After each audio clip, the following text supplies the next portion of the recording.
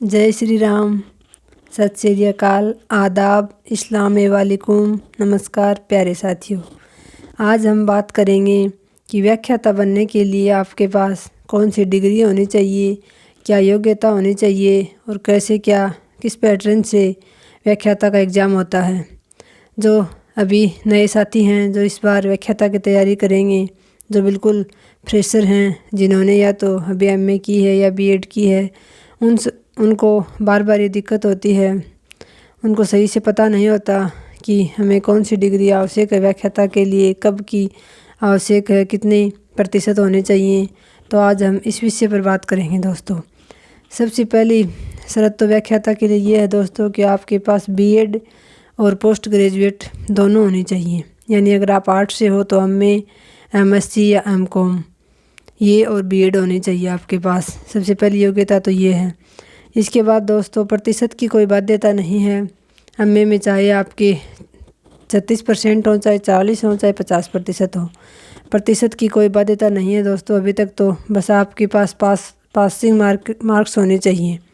उसके बाद आप व्याख्याता का फॉर्म अप्लाई कर सकते हो और बन भी सकते हो। रही बात दोस्तों कि आपके पास अगर आप अभी अंतिम साल में हो, जैसे बीएड की आपकी दूसरी साल चल रही है या एमए की, और अगर व्याख्याता की वैकेंसी अभी आपको मिल जाती है देखने को बजट के साथ, तो आपके लिए ये है दोस्तों कि जिस दिन एग्ज़ाम हो आपका व्याख्याता का, उससे पहले आपका अंतिम वर्ष का परिणाम आना आवश्यक है। जैसे आपका एग्ज़ाम अक्टूबर में हो, 15 अक्टूबर को आपका एग्ज़ाम हो, तो उससे पहले आपके पास रिज़ल्ट आना ज़रूरी है। चाहे आप एमए फाइनल ईयर में हैं, चाहे आप बीएड फाइनल ईयर में हैं, उससे पहले आपका परिणाम आया हुआ होना चाहिए दोस्तों। तभी आप आगे के लिए मान्य होंगे।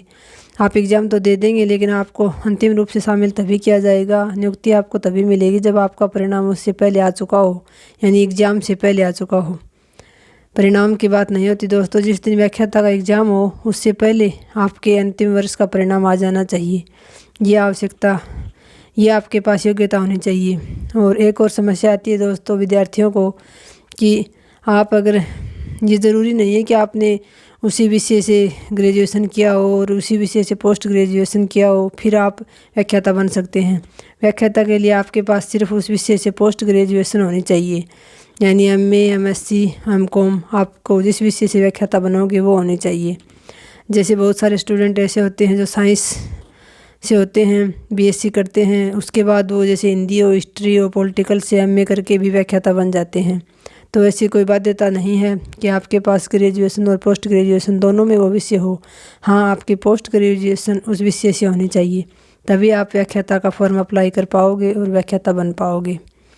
ये थी दोस्तों आपकी कुछ छोटी छोटी समस्याएं। ना तो कोई प्रतिशत की बाध्यता है उसमें, लेकिन आपके पास पोस्ट ग्रेजुएशन की और बीएड दोनों की हुई होनी चाहिए आपकी। रही बात दोस्तों परीक्षा पैटर्न की, तो परीक्षा पैटर्न में 75% तो दोस्तों जीके में आते हैं और 150% सब्जेक्ट में आते हैं। सब्जेक्ट में आपको 12वीं तक का आपका विषय, उसके बाद ग्रेजुएशन का, पोस्ट ग्रेजुएशन तक का आपको अपना विषय पढ़ना होता है। और इसके अलावा 120% आपके सब्जेक्ट के आएंगे और 30% साइकोलॉजी। दोस्तों फर्स्ट ग्रेड में सब्जेक्ट के साथ साइकोलॉजी आती है, जैसे सेकंड ग्रेड में जीके के साथ आती है, ऐसे फर्स्ट ग्रेड में नहीं आती। फर्स्ट ग्रेड में आपको सब्जेक्ट के साथ साइकोलॉजी देखने को मिलेगी। प्रथम पेपर जीके में दोस्तों 75 क्वेश्चन आते हैं, उसमें आपको 10 से 12 सब्जेक्ट पढ़ने पड़ेंगे। जैसे 15% तो दोस्तों हिस्ट्री के आते हैं, जिसमें इंडिया हिस्ट्री और राजस्थान हिस्ट्री दोनों शामिल हैं। इसके अलावा 15% मैनेजमेंट के आते हैं, 10 करंट जीके के आते हैं। इसके अलावा दोस्तों 5% पॉलिटिकल साइंस के, 5 राजस्थान ज्योग्राफी, 5 क्वेश्चन हिंदी के, 5 इंग्लिश के, 5 मैथ के, 5 रीजनिंग के, ऐसे प्रश्न आते हैं दोस्तों। कुल 75% इसमें आते हैं। दोनों के अंक मिला के 450 अंक बनते हैं। 450 अंक में से आपकी मेरिट निकाली जाती है। उसमें आपको दोनों में दोस्तों 40% की बाध्यता कर रखी है। बीसी पिछली भर्ती से नियम लागू किया था, यानी जीके में भी आपके 40% अंक आने आवश्यक हैं, तभी आपकी कॉपी आगे जांच होगी और आपके सब्जेक्ट में भी 40%। तो दोस्तों जैसे जीके में तो 40% के लिए आपके 30% सही होने चाहिए। आवश्यक रूप से 30% आपके सही होंगे तभी आपके 40% बनेंगे। और सब्जेक्ट जो है उसमें 150% आते हैं, तो उसमें आपको 40% के लिए कम से कम आपके 60 क्वेश्चन सही होने चाहिए। ये तो दोस्तों अनिवार्य है 40% तो लाना, बाकी 40% से दोस्तों सिलेक्शन नहीं होता है। अंतिम चयन तो आपको मेरिट बहुत ऊंची जाती है आजकल, लेकिन दोस्तों जो मन लगाकर पूरे समर्पण के साथ तैयारी करता है उसका सिलेक्शन भी होता है दोस्तों। लेकिन ये 40% की तो बाध्यता है। जैसे कुछ SC ST इनके लिए 35% भी है दोस्तों, लेकिन जनरल और इनके लिए 40% की बाध्यता है। तो ये दोस्तों परीक्षा का पैटर्न होता है। 150% सब्जेक्ट के आते हैं और 75 क्वेश्चन GK में आते हैं दोस्तों, और उसमें से दोनों में से 450 नंबर में से मेरिट निकाली जाती है। तो दोस्तों ये आज छोटा सा वीडियो था आपके लिए। आप बार बार पूछते रहते हो कि हमारे इतने परसेंटेज हैं, हमें फाइनल में हैं, B.Ed फाइनल में हैं, तो क्या एग्ज़ाम दे पाएंगे।